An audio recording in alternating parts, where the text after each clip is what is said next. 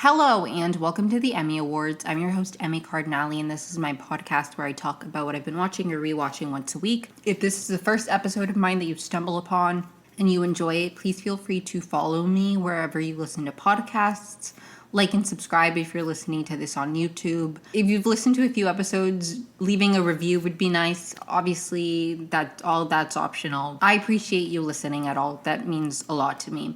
This episode, as my last episodes have been, as I'm in kind of a weird limbo isn't the right word, but like I'm in a weird spot with the podcast where I'm not covering one specific show week by week the way I was with Big Brother in the Summer I Turned Pretty. So I've just kind of been rambling about a bunch of different shows. So that's going to be kind of the same thing for now. I do want to find some, like I am determined to find some show to recap week by week in some capacity. I just haven't been drawn enough to any one show. There are a few shows that I've been touching on repeatedly, like I am going to talk about Love is Blind again. I will probably talk about High Potential, but like I'm not recapping any show. I am still working on my Yellow Jacket Season 3 deep dive, so I feel like that's really gotten most of my attention in terms of like an extensive deep dive, like recap. But I do want to get back into recapping some kind of show week by week, so once I'm drawn to something, I'll start doing that again. But for now, timestamps will be in the description. Feel free to hop around if there's a show that you don't watch, that you do watch, etc., etc. Thank you so much for tuning in. It means a lot. And if you have any suggestions for shows that you would like to hear my thoughts on, please let me know. The first thing I want to talk about is actually not a show, it's a movie. And I don't talk about movies that much on this podcast because I'm not a huge movie person. I have nothing against movies. Like, I enjoy movies, but I find myself more invested in shows. Like, it's harder for me to watch a movie. TV shows catch my interest more, even though, like, they're longer. Like, there's something about a show, I think it's just, like, the amount that we're able to dive into certain storylines. I just really prefer television over movies. I do enjoy movies, but anyways, all that to say, I recently watched the, like, reboot. I don't know, reboot isn't the right word. The, like, legacy sequel, is that the correct word, for I Know What You Did Last Summer, which came out this summer. And I didn't watch it in theaters because I don't really go to movie theaters. No hate to this movie. It's not like I went to the theaters and I just didn't. Anyways, who cares? I always make these unnecessary disclaimers where I'm like, I'm not, but I didn't see it in theaters. But I wanted to watch something and I wasn't really in the mood to like continue watching any of the shows I was watching, or like, I don't know. I wanted to watch a movie because I do enjoy watching movies. And I really like the director of the movie, Jen Caden Robinson. I really like her. And I actually, now that I'm talking about this movie, I just remembered that I did talk about this movie, not in the sense that I watched it, but Bachelor in Paradise, I think, did some kind of ad for it. And I remember talking about how much I like her as a director when I was talking about how I liked the way they incorporated the ad into the episode of Bachelor in Paradise, and I do stand by that. I think that was incorporated really well for an ad. Like, sometimes they do ads and it's like, this doesn't make me want to watch the movie at all. It actually annoys me. Like, I'll never forget I said I'll never forget, and then I was about to be like, I don't remember what season and what. I don't remember exactly what season it was, or if it was Paradise. I think it was a Bachelor or Bachelorette season. But they did some kind of promo for some movie that I literally was like, I never want to watch this movie. I never want to watch this movie. I think it was like a Billy Eichner movie. Actually, now that I think about it, wasn't that Colton season, which is ironic. I don't know, because I know they had him on during Colton season, but I can't remember if that was an ad. But they did some kind of ad during like an After the Final Rose or the Men Tell All or something, and it pissed me off so badly that I like literally never wanted to watch the movie.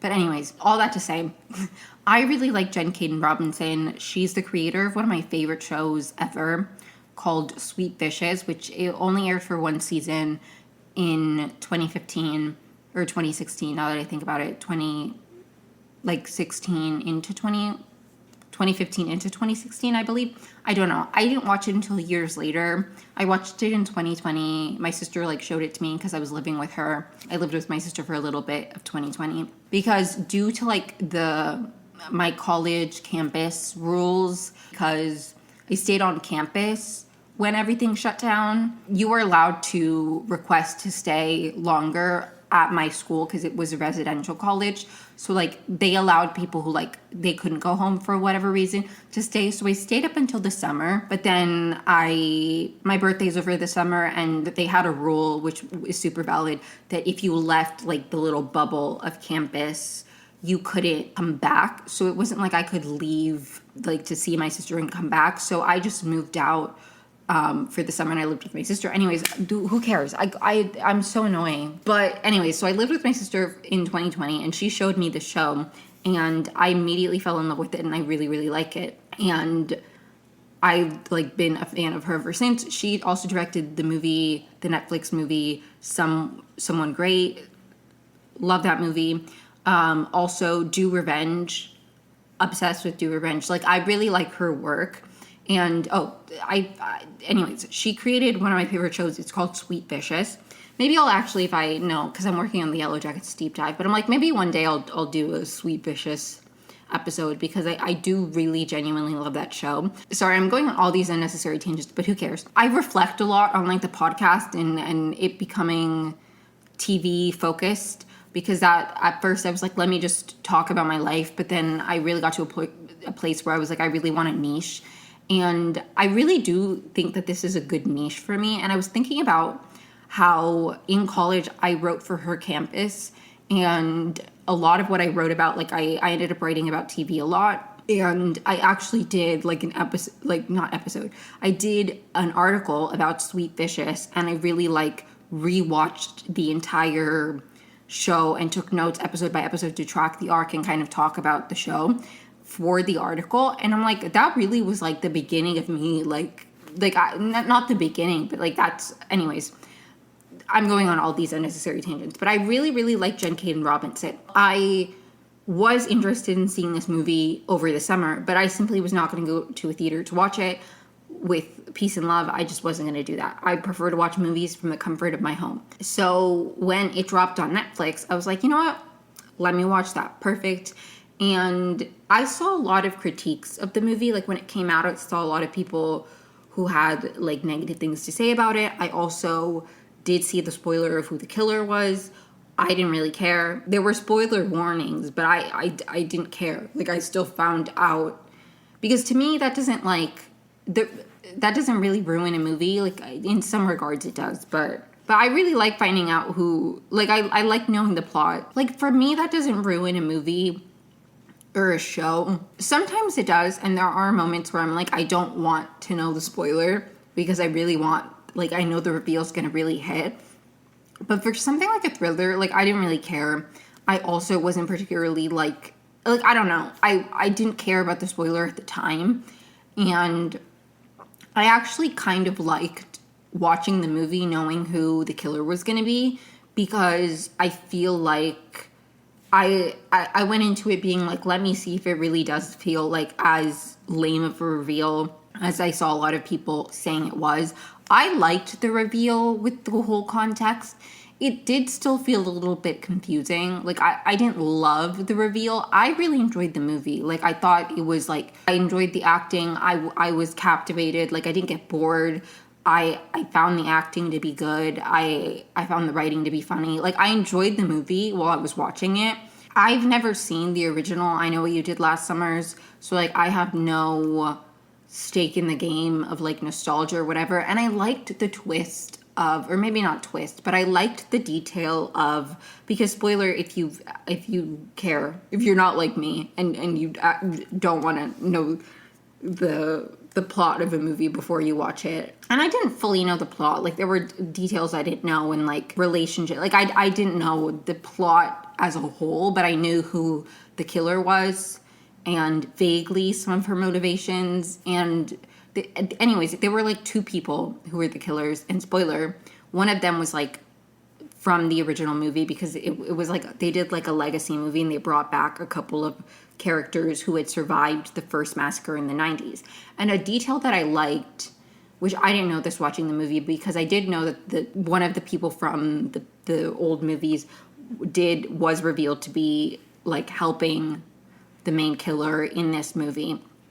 And I saw a lot of people upset about that because of X, Y, and Z reason. I have no stake in the game. I didn't watch the original movie, so I don't really care. But a detail that I thought was interesting, because it does feel like when I just heard people talking about it, I was like, it does seem kind of random that like apparently he was a red herring in the original series a lot. Like they were pointing to him a lot, but he wasn't actually the killer. So some people, from my understanding, this discourse that I'm trying, like I didn't look up any of what people were saying again. So this is just me remembering what people were saying in July. So if I'm wrong, I'm sorry.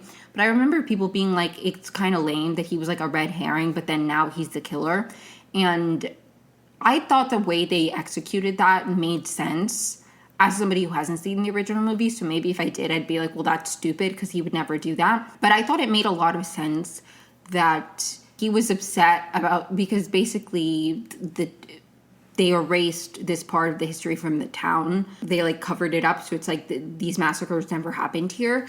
And that made sense to me as like a motivator. I mean, again, I don't have the backstory of this character, so maybe it really doesn't make sense and maybe people are validly upset. I feel like going into it knowing the things that people were like, I don't like X, Y, and Z, made me be like, well, I can kind of see how, like, I don't know. I think going into it with a lot of people's critiques in mind, I enjoyed it more because I was like, okay, I can see what people are saying, but like I'm trying to pick up on details that would make these things make sense, if that makes sense. So I thought that made a lot of sense as a motivation of like, okay, he wasn't the killer years ago, but it's not because he's like, he wishes that he had been at the time. It's like the trauma that he experienced was erased, so he's angry about it and he doesn't want, which is valid, because if a murder happened in the modern day and age, like there's internet, the social media, you can't get rid of it the same way that you could like erase something, like, and not to say that there isn't lost media in this day and age, because there is, and like, the internet is forever, but also it's not in a certain way. Anyways, I don't need to go on another whole tangent. But anyways, that made sense to me. The main girl, her motivation was a little bit confusing to me, only because basically I'm being super annoying if you haven't seen the movie, but basically it's like a group of friends, like high school friends, but now they're in college, and they are reunited for one of their friends' engagement parties. And it's the 4th of July, so they're going to go watch the fireworks, and as they're leaving, they see one of their other friends who, like, they kind of grew apart because her dad had some kind of issue or whatnot. Anyway, so she's kind of estranged from the core 4 group, but they invite her to watch the fireworks, and everybody's getting along and everybody's having a great time, and they pull over on the side of on a hill, or like whatever, it's not a hill, like a very winding road, to look at the fireworks over a cliff. And they're like goofing around in the street, one of the guys is, and another car comes and like brakes, like swerves and falls off the cliff and dies. The driver does. Now, that was low-key that other driver's fault. Like, yes, people are in the road. I'm not saying that it was completely not his fault, but it's like, if you're driving at night on a winding road, like close to a cliff, like, I don't know, maybe it's just me, but I go super fucking slow when I'm driving at night in winding roads. And I'm not even, like, I'm driving through the hills of LA. There's not even, like, it's not like if I was driving down the Pacific Coast Highway, even, and that's not even that winding, so that doesn't even fit. But like, I don't know, when I drive through the hills at night, I go so slow. I feel like I would be able to stop if I saw somebody. Obviously, it's not that person's fault, but whatever. And this setup, when I first saw it, was like, okay, she's kind of an outsider of the group, right? So she was there. They cover it up, basically. It's like two friends that are engaged, and the guy in the relationship, his dad is like in charge of the town, so the dad covers it up, and it's like they were never there, right? They have nothing to do with that accident, even though they caused it. So when we got the setup, because when I saw her on the screen, I knew, okay, she's the killer. I was like, okay, she's an outsider. That makes sense. What made it a little bit odd to me, and I don't know, I guess this was trying to be like, it's premeditating something, but we pick up a year later at the same girl's engagement party, but now she has a different fiance. She and the mayor's son, or maybe he's not the mayor's son, whatever his dad does, his dad's really rich and powerful and covered a bunch of stuff up. They were like a couple from high school, part of this little friend group, and they broke up. They broke up, and now she's engaged to somebody else, and she's having a bridal shower for her new engagement. Anyways, the part that I found confusing was like, Stevie is the girl's name who ends up being the killer. She's like friends with her. She's been like her best friend, hanging around for like the entire time. So that is the part that I found a little bit confusing. I don't really know why that was necessary. I guess to make it like not make as much sense, or make it. I found that to be a little bit like, I don't know, her motivations to me. And apparently it was like her friend who had died.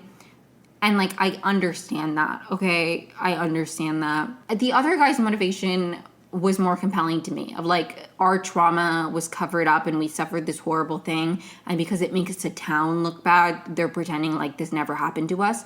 That hit harder than like, this girl wants to get revenge on her friends. Yes, okay, that sucks, but you could have also, like, if she wasn't there, it would make more sense to me, but she was there. So it's like say she wasn't in the car at all when that happened, and she just found out, like, she did digging, or like I don't know, she had seen their car leaving or something. That would make more sense to me. But it's like, you were there, you witnessed it. Why? You could have also gone to the police and like been like, hey, I saw this. You did nothing to help, like, you know what I mean? It's like, you could have gone to the police. And I get it, whatever, but it's like, that part I did find a little bit confusing. Like, you were kind of an outsider, so it's not like you were gonna lose their friendship by going to the police about this. So you should have just done that instead of staging a very elaborate murder scheme. But I enjoyed the movie.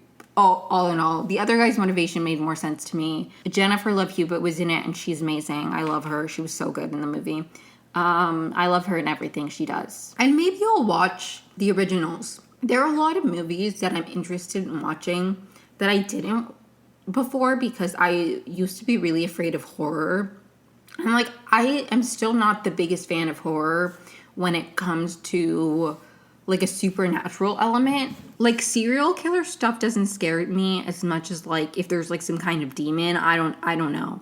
Like, if there's some kind of demon entity thing, that freaks me out. And I know you might be saying, Emmy, but you watch Yellow Jackets and there's like the wilderness, and it's like, yeah, there is the wilderness, but it's ambiguous enough that I can be like, is it the wilderness, is it not? It's also like, even if the wilderness is some kind of entity, it's not like we see like some kind of demon or I don't know. I also don't love a jump scare, but I feel like I've gotten better at them, at like not being that afraid. So my mind has kind of been opened to the horror genre, and I am interested in watching more of it. But I do think it was smart to have the detail of the old guy, like he's not old, but like the Ray, I think was his name. I think the detail of him being a mentor for Stevie and them kind of coming up with this together, I think that was really, really like important and valuable, and made her motivations make a little bit more sense, because it's like, yes, she was angry at them, but it's like there was a bigger, you know, like it made sense that he had something to do with it. I feel like if it was just her, it would be really confusing, but the fact that he was in on it, and it was like some kind of like grander scheme of like, they can't like, your friends wronged you and they covered this up and they erased this just like they erased it's the same people too, because it was like this guy's dad wanted to cover everything up and get everything erased. So it made sense that, like, he finding this out from Stevie, like, that in that regard, it makes sense. Her motivations on her own, not super compelling to me, but I understand, like, they were like a mentor, like, you know, they worked together, and that would make sense that he's like, I've been wronged, you've been wronged, they're trying to erase this person apparently who died in the car accident was like a friend of hers from like rehab or something. So, like, it makes sense, okay? They in that regard, them together as duo makes sense. Without that piece, it wouldn't make sense to me. But I enjoyed the movie. Anyways, moving on. The next thing I want to talk about is actually Law and Order SVU. I loved this week's episode. It was about, and the reason I loved it is because it was about AI and the dangers of AI, specifically when it comes to, like, sex crimes, obviously, because that's what Law and Order SVU is about. But I am somebody who's very, very anti-AI. I hate AI. And by AI, I mean generative AI. I know that AI is a wide thing, and, like, I'm not an expert on every form of AI. I'm talking about, like, apps where you, like, input something and then it gives, you know what I mean? Anyways. Like, the AI that everybody's using nowadays. I hate AI. I think it kills creativity. It kills initiative. It's like, look things up. Look into things. Like, look into things a little bit more. People will just ask a question to like, it's stupid to me. It's like, do you guys not know the joy of, like, looking something up, reading an article? Like, God forbid people do research. I'm so glad that I graduated college before AI became, like, such a thing. Like, maybe there was some kind of AI, but, like, ChatGPT wasn't a thing. It wasn't super, like, I graduated it'll be 4 years in December. So, like, it's been a while, and AI, like, is updating so frequently. But, like, I'm so glad that I, like, didn't have this kind of, like, not that I would use it, but I genuinely, like, it makes me nostalgic for, like, the joys of trying to, like, scramble to write a paper, and, like, I don't know, I can't imagine, like, anyways. So I really hate AI for a lot of reasons. One of them is obviously that I think it's a very dangerous tool for, like, really bad people, and I think that's why I really appreciated the Law and Order SVU episode, because I feel like AI's become so normalized when I think we really need to highlight the dangers of it, especially, like, generative AI, and especially with, like, children, which is, I think it's a really important conversation to have, not only because we should be aware of that kind of tool and, like, maybe not use it, and not, like, supply and demand, right? The less you use something, the less they'll, like, want to create more of it.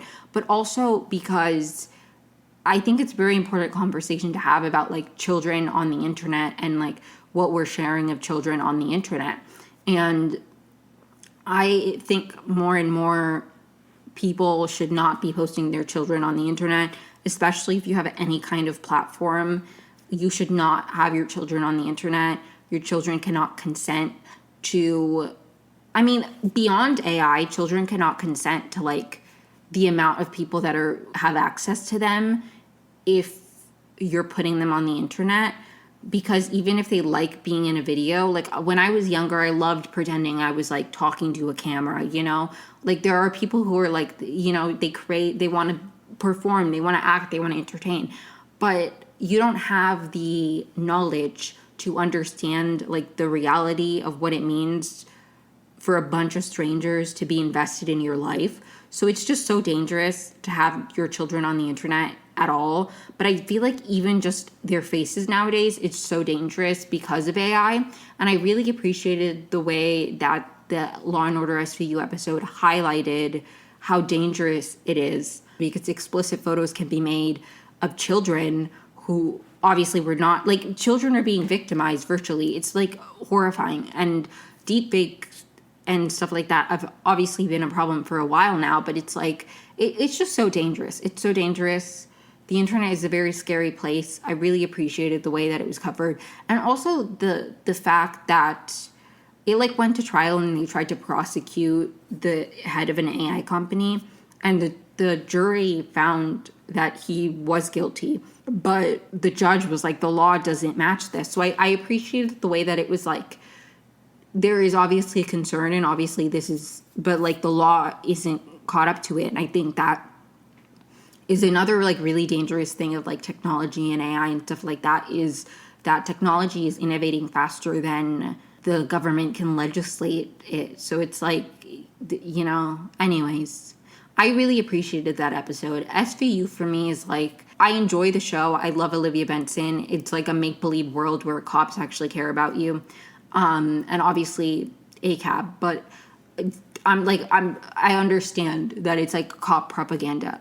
The reason I really like SVU, and I've talked about this many times, is I really enjoy media that covers trauma, and there is something very comforting about the way that Olivia Benson talks about survivors and being victimized and trauma that I've found to be very that I really appreciate in media. And so like obviously there's a lot of things I don't like about SVU, but I've been watching it for a very long time, and I do enjoy it. And I really did appreciate that episode because I hate AI. I'm an AI hater. Literally, I hate it. I hate AI so much. It's just, what's the point of it? I mean, like, I know what the point of it is, but I just feel like, I don't know, the older I get, the more I really value, like, taking the time to do something. Do I think that there's beauty and convenience? And I think there's, like, there are tools that can make your life easier. I'm not saying you have to, like, hand churn butter, you know? You can buy butter at the store.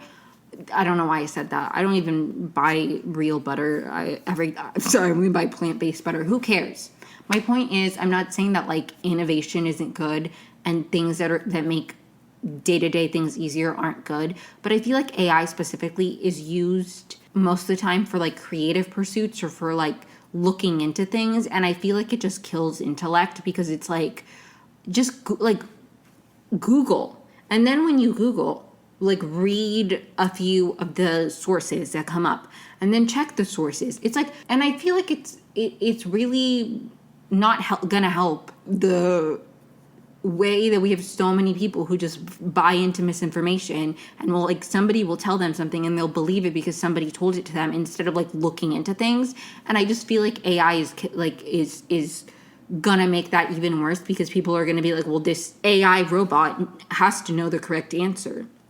When it doesn't, it's provably not, like, it's proven that it doesn't have the real, like, that it doesn't know. It doesn't know. There are literally examples of people who are, like, law students or lawyers who will be like, is there a case law for this? And the AI will just make up a case law. And then you look up that case, and it never existed. That doesn't exist. There is no precedent for that. So it's, like, it's very dangerous.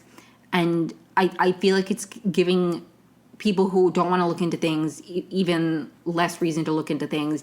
And I think if there's one thing we need more of, it's to look into things. People make like snap judgments based off of what other people say so much. Like somebody will be like, this happened, and if somebody hears 5 people say that X happened, then they just believe X happened without like checking that X happened. And I feel like AI is like furthering that because people are like, well, ChatGPT said it, so like ChatGPT, you know what I mean? Anyways, just like I hate it, and especially with like art, like I want to make myself look like this. It's like it kills creativity, it kills putting in effort, it kills learning a craft. Like my logo for this podcast is me as an award, and I like Googled I watched tutorials on how to do that on Photoshop, and I'm not an expert at Photoshop. I have decent experience with the Adobe creative platforms, but of those that I have experience in, honestly, Photoshop is not like the one that I have the best experience at. And honestly, a lot of my Photoshop experience was from a decade ago when I was in high school. So like, it's not super, well, less than a decade ago, because it was like senior year of high school, and it's not been quite a decade since I was a senior in high school, but my point is it's been quite a long time since I used Photoshop frequently. So like I don't know how to use Photoshop. I watched tutorials and I figured out how to do that myself, and that was a skill I learned, and that was fun, and I spent time working on it, and I made something that I care about, and it was fun, and I made it, and I was proud of myself, and it looked cool, and I love it. I made that, and I think it looks cool. Imagine if I just chat GPT to make me into an award. That's so lame. Like, that's so lame. It's good to take the time to do something. Like, you learn a new skill. It's sad. It's sad. Anyways, and obviously, all those reasons are annoying, but they're obvious, or like disappointing and upsetting. But there's obviously very, very concerning, dangerous aspects to AI, and I appreciated SVU highlighting them. So anyways, sorry for that. Like, okay, one last thing and then I'll move on. But it's just like, there's so much joy in just like taking the time to work on something. I work on this podcast every week purely for fun. And it like is so fulfilling. Like, I watch shows, I take notes, I record the podcast, and I edit it all myself. I take the time to edit it. Because I care about it, and I'm putting effort into something to create something. And it's just like, there's something so beautiful about like taking the time to work on something. And it's sad. It's sad that you can just like type 2 words and it gives you some shit that is just a bunch of other shit piled together. I hate AI. I hate it. Okay, moving on to Love is Blind. I'm so ready for this season to be over. Maybe I'm the only one. Maybe everybody loves this season. I don't think everybody loves this season, but like, I don't know. Okay, I'm so torn because I hate this season, but I also love it. Like, I'm not a huge hate watcher, mostly because I found that hate watching is not healthy for me. Like, I do enjoy hate watching, but not in like a, I'm not that anybody hate watches things in a healthy way. But like, I am somebody who, I know myself, and I become, sorry if the audio changed at all. My microphone fell and I don't think I got it in the same place. But anyways, I am somebody who, I know myself, and I can become very fixated on things that upset me, and like just keep going back to engage with things that upset me just to like upset myself. And that's just not healthy for me. So I don't hate watch, but there's something about this season. It's not that I'm hate watching it, but I'm enjoying disliking it. That makes no sense. It doesn't make any sense, but it's like I'm invested in it, but not because I care about the people. I guess that's a better way to phrase it. Like, for me, like relationship shows, a lot of the times they're not enjoyable for me if I'm not invested in the couples or if I really dislike the couples. But there's something about this season where I am invested. Even though I don't like them, I am invested. I'm really invested to see what's going to happen. And the crazy thing is, my last podcast episode about Love is Blind came out, and I think this has happened for the last few, but the episode came out, my podcast episode did, after the episode, like the new drop of episodes happened. And I'm like, man, a lot of the stuff I say just doesn't age well. So I would like to make a disclaimer that I'm recording this Sunday night, Sunday the 19th. So I'm going to try to get this out by Tuesday, so before the final episodes, well, not the final episodes, but like the weddings, I think, at least. I don't know if it's the final episodes. I feel like we still have the reunion, at least, so it's not technically the final episodes. But the next round of episodes drop on Wednesday, the 22nd. So I'm making this disclaimer that I'm recording this Sunday the 19th because if this episode goes out after those episodes drop, I don't want it to like have aged poorly. So because I talked in my last episode about how I was like, I don't care about Annie and Nick, but like they seem boring, so I feel like they'll probably end up together. And I was really wrong. I was really, really wrong. And watching them was actually, and the fuck of it all is, if I actually cared about them enough to pay attention, I feel like I could have picked up on the fact that they actually were not gonna last, because there were cracks in the foundation between Annie and Nick. I just didn't care enough to pick up on them. But like, now that I retrospect, I'm like, you know what, actually, yeah, there were some issues with them. But anyways, Nick and Annie, call it quits. And you know what? I was happy. I was happy for both of them.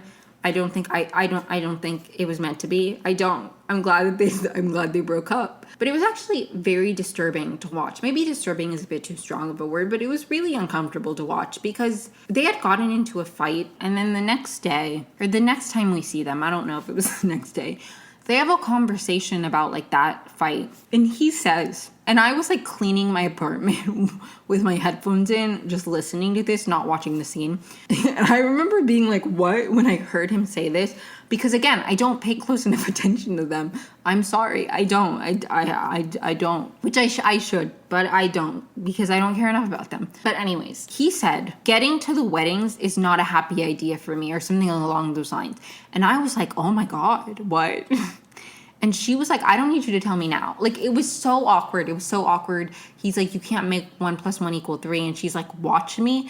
Like, what the hell is going on? She's like, I don't need you to tell me no right now. I also don't need you to tell me yes right now. It was like she really just wanted to get to the wedding. She wanted to get to the wedding so she could, like, be the victim, I guess. I don't know. I don't understand her thought. I didn't understand any of it. They are very confusing to me. And I do want to say, I know I've been calling them the homophobic couple. And in my defense, they were homophobic. But I do want to say Nick put out an apology, and it seemed decent. I don't know if I accept it, but I do hope he grows. And you know what? I have to say that in this day and age where a lot of people are very just proudly bigoted, and he could have doubled down and been like, hey, that's my religion, and I think you guys are sinners. He didn't. He was like, that was offensive. That's how I grew up. But like, I'm listening and I'm learning. And you know what? That's nice. Okay. I appreciate that at least. I don't know if I'm going to root for him. Like, I'm not going to follow him. And I don't wish him ill. I never did. But maybe he's not actually homophobic. He said something homophobic. But hopefully he can grow and change. I don't know about any. I don't really know. They are very odd to me, like as a pair. I'm glad that they're going their separate ways. I don't think that they should have been together. KB and Edmund really, I was like, they're a couple, for example, who I'm like so invested in what's gonna happen with them, but not in the like, I want them to get married way, because I don't think I want them to get married. No, I know I don't want them to get married. I don't think that like they're compatible long term. It's a TV show, obviously, not to make my usual disclaimer, but I don't actually know these people. Maybe they would be a great pair. I don't know. But based off of what we see on TV, I don't think they should be together. I don't. And that's my truth. Okay, because I just feel like Edmund is very, like, unserious and goofy. And KB seems like she is very serious. I'm not saying she can't have fun. Like, I feel like she can have fun. But, like, there's just a different approach to life they seem to have. We also got more context for, like, the fight they had in the last episode, like, the last batch of episodes about the rodeo where he like said something and she like got upset about it. We got more context that like she had asked him for help earlier in that day and he said no. So she was like already kind of on edge and she felt like he was like making a slight at her when he already hadn't shown up for her. And I understand that completely, and I do think that gives added context.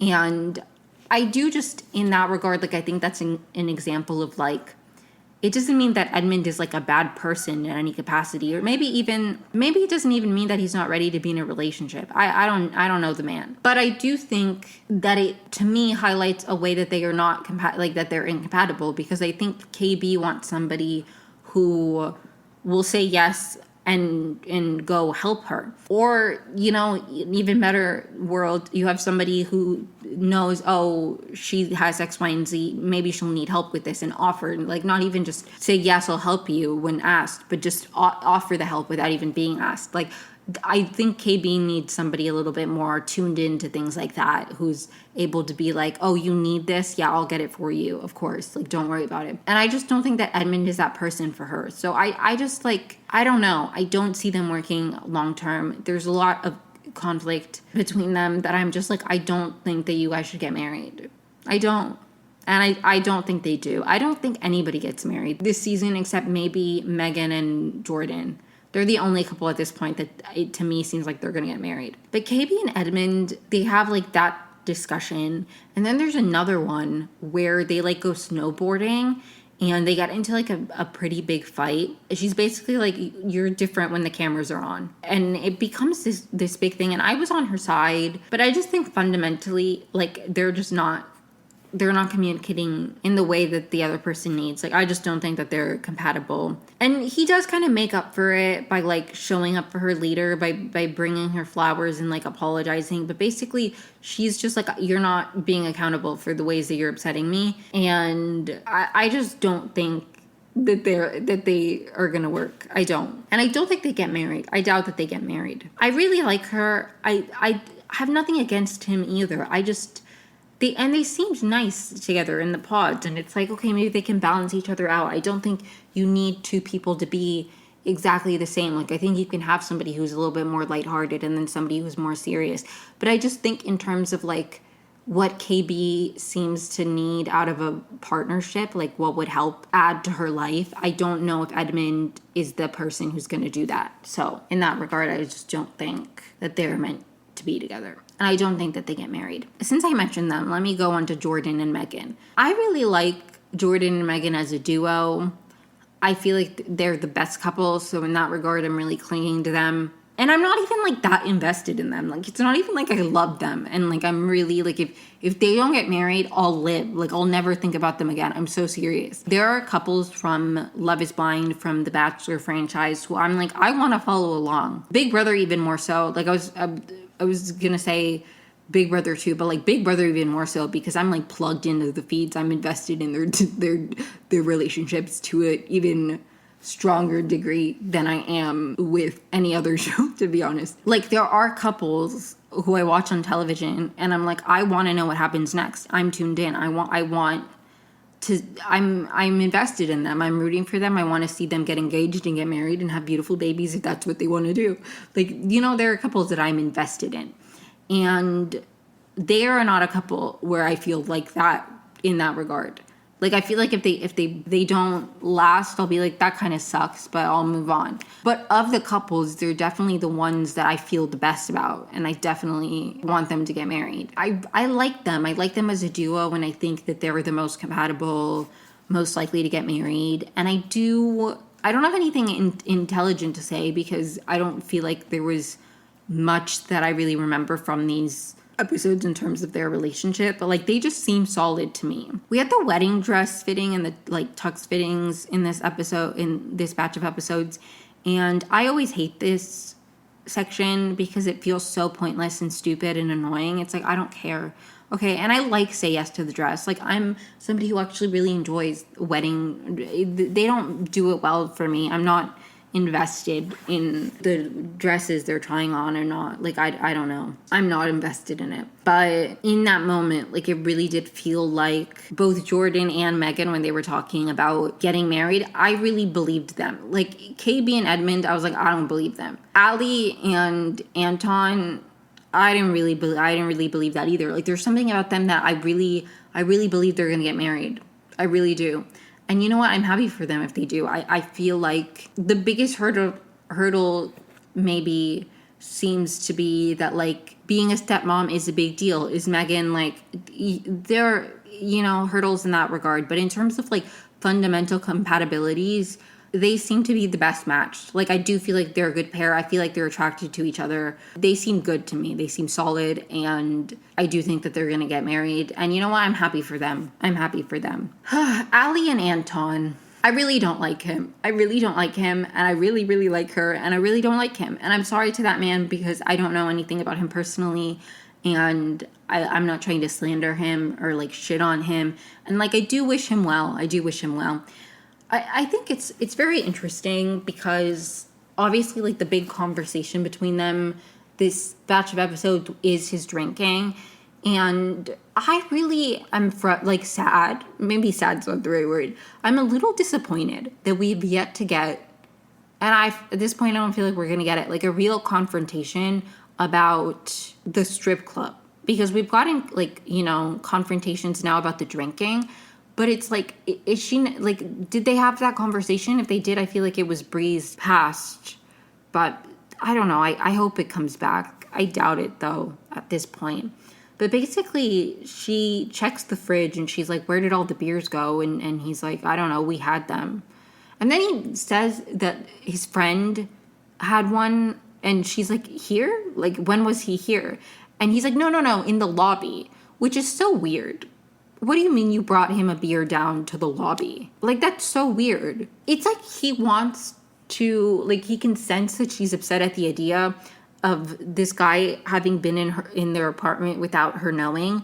And instead of just being like, yeah, I'm sorry, he came up really quickly and we had one beer, like, I'm sorry about that, he has to, like, come up with an excuse, like, something that he thinks isn't as bad, but it's just weird. Like, why are you lying? And then she, like, asks about, she checks the fridge for, like, wine or vodka, I think, I don't know, like, more alcohol that's all missing, and she's like, I know I didn't drink it, and he's, like, not giving a straight answer. And I think that makes him look more suspicious.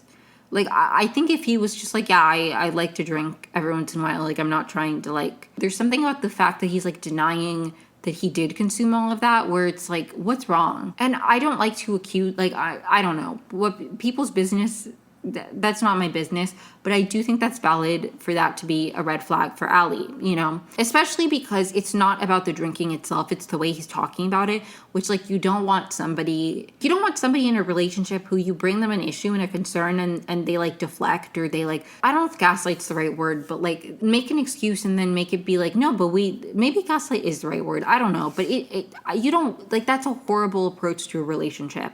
Being like, oh, I brought him one in the lobby. Oh, we both drank that together. I don't know where the alcohol went. Like, that's weird. That's the part that for me is more concerning than the amount he's drinking within itself, which like, you know, to each their own. Obviously, there's unhealthy uses of alcohol. And I don't know if I would particularly be comfortable in a relationship. Like, you know, whatever. And I'm not, and if somebody is genuinely struggling with, like, addiction, like, I'm not trying to, that would be a separate conversation, but it's not, like, you know, it's not even about the use itself, it's the way they talk about it and, like, their approach to it. Obviously, I'm not going to write somebody off if they have a drinking problem necessarily. For me, it's like, are they aware they have a problem?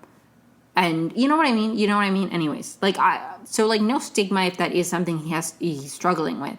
It's just the fact that it doesn't seem like, if he is, like, his whole approach to the conversation is very confusing, very odd. But, like, then she's somebody who, in the wedding dress fitting, she's talking as if she's going to get married and she's so sure. And I'm like, what are you talking about? You are not getting married to that man. Like, I find her, like, I don't believe it. I do not think that they're going to, and I really hope they don't, because I don't think she should marry him. I'm sorry, but I don't think she should marry him. And I don't think she's going to. I really don't. Because it just seems like, I can't remember, and obviously we don't see everything, and obviously it's edited, so maybe this is something he's done and said, and it's just not shown, because it doesn't fit the narrative they're trying to sell. But based off of the narrative that we've gotten, I can't recall a single issue that she brought up and he's like, oh, you're right, I'm sorry. And to me, that's huge. I don't need somebody to be perfect, but I really could not deal with somebody who, like, you're like, hey, this upsets me, or like, hey, I'm concerned about this, and immediately their response is constantly, like, to deflect, or like, you know what I mean? That to me is, like, a bigger concern, because, like, life is not going to be perfect. You're going to do things that upset me. I'm probably going to do something that upsets you. I might do something that you're like, hey, Emmy, what's going on here? And I feel like being able to, like, hear the other person out and be like, I hear your concerns, I'm so sorry.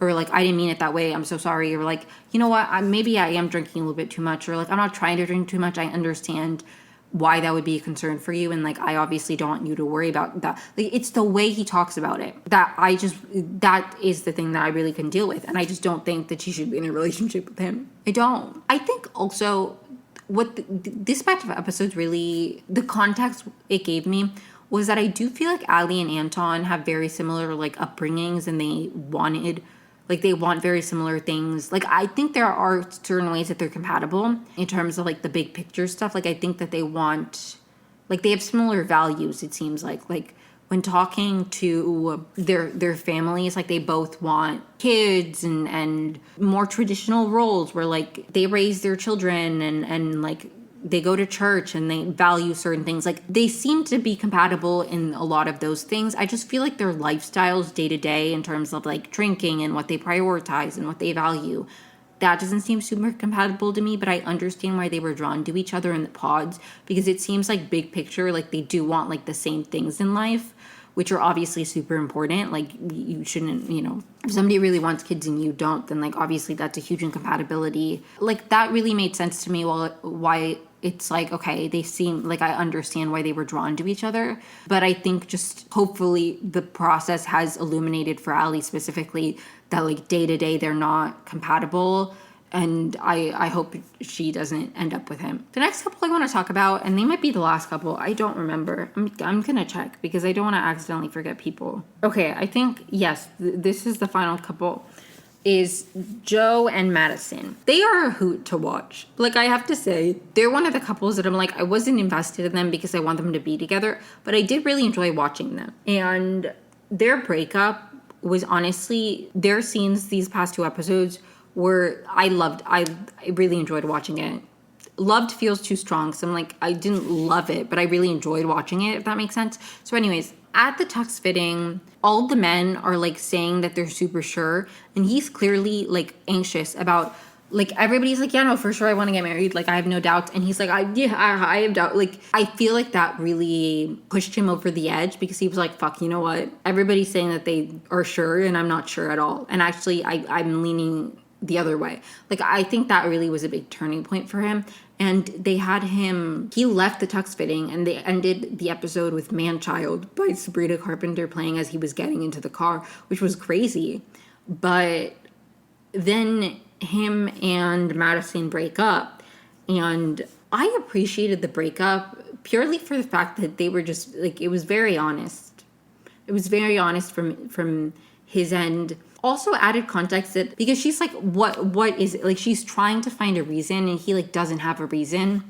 And she asks if there's anybody else that he's interested in among the singles. And context that we didn't get in the episode, but she said in interviews, is that after the tux fitting, but before this breakup, they like went out, and some of the singles were there, including Casey, who was hitting on Joe, and also like a bunch of the men. Like, the men obviously knew that he left, and she had no idea at this point yet that he had left his tux fitting, so it was like awkward. That's why she mentioned that, because there had been a moment where some of the singles, which we didn't get to see, which I thought was important, because I saw there's a lot of people that don't like Madison.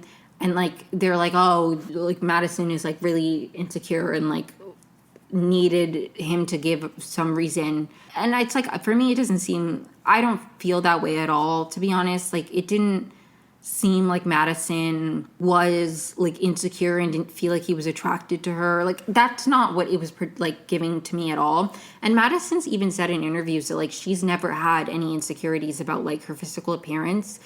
And Joe's feedback, or Joe's comments during when they were together about like her not being his physical type did like impact her in a way that, because she hadn't been insecure about her appearance before, or her like her weight specifically. So it's like, to me, that's not what it seemed like to be. To me, it just seemed like Joe was giving a lot of mixed signals.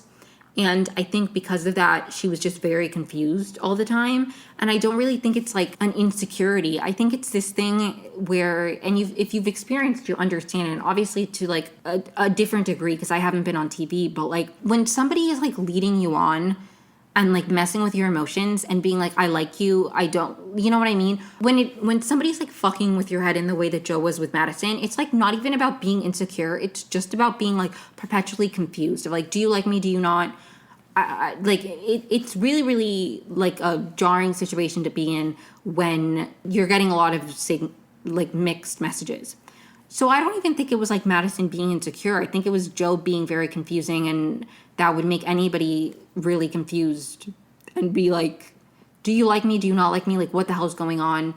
You know what I mean? So I don't even think it was anything about Madison specifically. I think it was about Madison and Joe's dynamic that made Madison seem insecure. She didn't even seem insecure to me, but like what I think people are reading as insecurity is just like what happens when you're very confused in a situation because the person is being confusing. Sometimes you're confused because like you doubt that somebody would even like you, and some of that is insecurity, you know, like somebody can be very clear, but you're like, you can't imagine that somebody would like you back, like you in that way. So then you're confused, but not because of the messages they're giving you, but because of your own insecurities. To me, Madison, it didn't read that way to me. To me, it very much seemed like Madison was confused because he was being confusing. But all that to say, I really did appreciate the fact that he was like, because she was like, is it the process? Like, what is going on? And he's like, no, I think we made it further in this than we would in the outside world.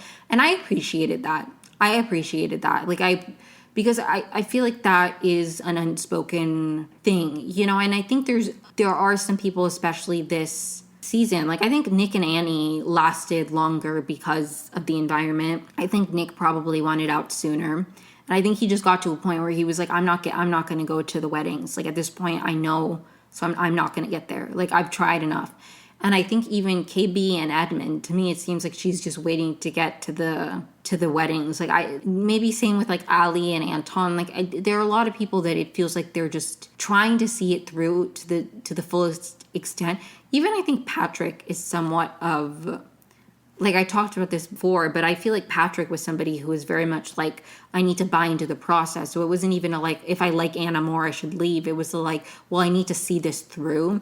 And I think that sometimes creates this thing where you're like, I need to buy into the experiment. I need to really try out this Love is Blind thing. So I'm going to stay in this as long as I can. And I really appreciated that because I do think Love is Blind is a very frustrating show because while I do think there are a lot of people who are shallow, and I do think especially with dating apps, it's like you just look at somebody's photo and you're like, yes, no, without ever having a conversation with them. But I think something that Love is Blind doesn't acknowledge, at least not sufficiently for my liking, is that physical attraction is a thing, and it's not like shallow to not be attracted to somebody. Can it be shallow? Like, could you write somebody off and not give somebody a chance because you've decided that you need a very specific narrow type? Yes, like I'm not saying that shallow people don't exist, but being attracted to somebody isn't just because you're shallow. That's just how that works sometimes. Like sometimes you're attracted to somebody and you're not, or you're attracted to somebody or you're not. It's not like this thing where it's like they're ugly. There are people who I can find beautiful, but if I'm not attracted to, you know, there are people who are attractive, but that doesn't mean you're attracted to them. So it's like sometimes it's not about being shallow. It's like you've given the people a chance. You like them on a personal level, and if you don't feel it, you don't feel it, and it doesn't need to be this thing. And I think that is something that people do on Love is Blind, where they're like, but I love her deep down. And I signed up for this to go against what I normally go for and to like not fall into these same patterns. So I need to go against this feeling that I'm not attracted to this person. And I feel like people do stay in it longer because they were like, but that's what it is, you know? It's giving somebody a chance who you wouldn't typically go for. And that person could be the love of your life. And it's just like, yes and no. Again, I do think that there's value in like giving it a try if you really like the person, and you know, like, but I think at the end of the day, sometimes you're just not attracted to that person, and it doesn't mean anything bad about them or even necessarily about you. That's not to say I'm not even excusing Joe specific. Like this isn't even specifically about Joe, because I do think that I don't like the way he handled it in a lot of instances. Like I don't think that he needed to talk about Madison the way that he did, or to lead her on, or to be confusing in that regard. But I did appreciate the self-awareness of like, this went on longer than it would have in the real world. Like it was actually the opposite. It's not like the process is confusing me in the like, I don't want to be with you because the process is overwhelming. The process is what made it so confusing that I like tried longer than I would in the real world. And I appreciated that because I feel like that is something that is not really said. It's very often the opposite. It's like, I care about you, but this is such a weird environment. That's what Casey said to Patrick when she like knew that she wasn't attracted to him. When it's like, sometimes it's the opposite. Sometimes it's the like, I know how I feel, but there's a bunch of producers and all like this thing that I bought into telling me that I should give it a shot, that I'm shallow if I don't, that I'm X, Y, and Z, like I'm not buying into the experiment, that I'm failing Love is Blind, that I think does sometimes push people to stay and try things out more than they need to. You know what I mean? So I appreciated that honesty from him, because I do think that that's true for him and for a lot of people. Like, I don't think it's just specific to him, but I did appreciate it. And I will say I liked her reaction too. She was very cordial. Like, she was obviously upset, but she was like, as mad as I am at you right now, I'm glad that, like, thank you for going on this journey with me. That was sweet. I appreciated this. I like Madison. I like Madison a lot more in what I've seen of her, like, post show, like with interviews, than I